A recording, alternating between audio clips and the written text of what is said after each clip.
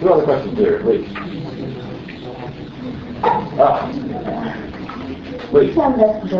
I heard, I saw on embassy site about visa lottery for immigrants from different nations. What is this? Can you tell us something about this? I can't tell you very much about the lottery program, but I would be happy to get you the information on that. There is a program that I don't know the details of on a lottery for visas to the United States.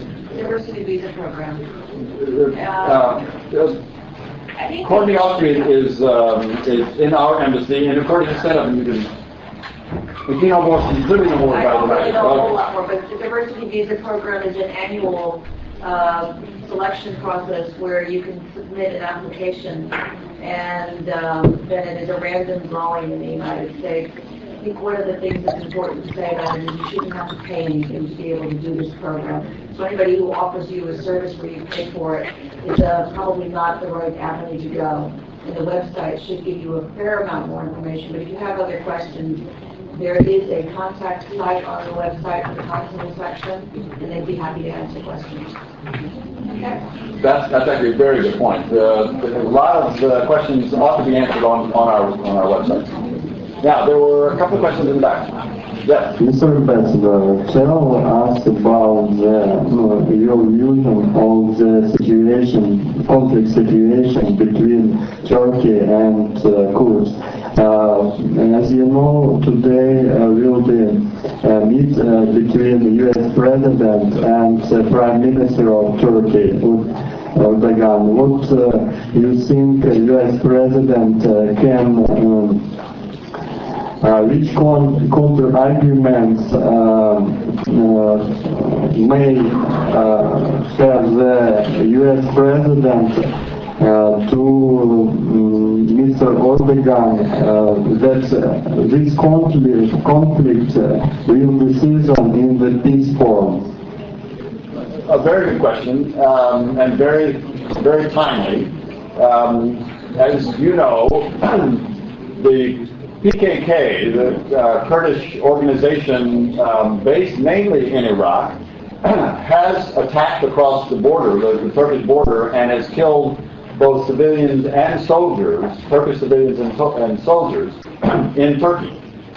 No country, not Ukraine, not the United States, and not Turkey, can do nothing when that happens. The Turkish government has a responsibility, like the American government does to its citizens, and the Ukrainian government does to its citizens, to protect them. So the question then is how to do that. My bet is that when the leaders of the United States and Turkey get together today, they will discuss ways to protect Turkish citizens and Turkish soldiers. One way I imagine that they will talk about is for the Iraqi government, supported by the American forces in Iraq, to take action against the PKK in northern Iraq so that these attacks across the Turkish border, the Iraqi-Turkish border, will be eliminated or certainly reduced. Now, this has been the topic before, and as you know, the American forces in Iraq have some problems in that country. And so, but we also have a responsibility, and the Iraqi government has a responsibility to ensure that the attacks from its territory on citizens of a neighbor like Turkey are stopped. My bet is that's what they will discuss. I know that the U.S. view is that the Turks ought to exercise restraint in their response to these attacks. That restraint is not weakness. Restraint can be seen to be strength if there is a way to protect Turkish citizens. So if we can come to an agreement and indeed have a plan and have an effective plan to go after the PKK forces that are attacking across the border with Iraqi forces or with American forces in Iraq, that should be the way, rather than an invasion or a cross-border operation from Turkey into northern Iraq. Other questions?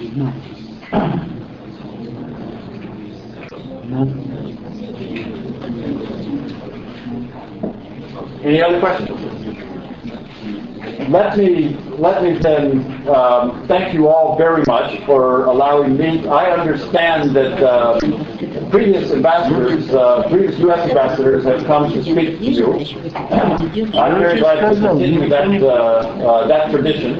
And I look forward to working with you. Somehow we can work out something at our embassy. I urge you to take a look at the website for exchange programs between Ukraine and the United States, where we sponsor every year exchange programs both at the high school level, at the undergraduate level, and at the professional level to bring Ukrainians to the United States for various periods of time. This is a great opportunity for Americans to learn about Ukraine, and I think it's a good opportunity for Ukrainians in the United States as well. So let me thank you all very much for your time here this morning, and I look forward to seeing you all again. Thank you.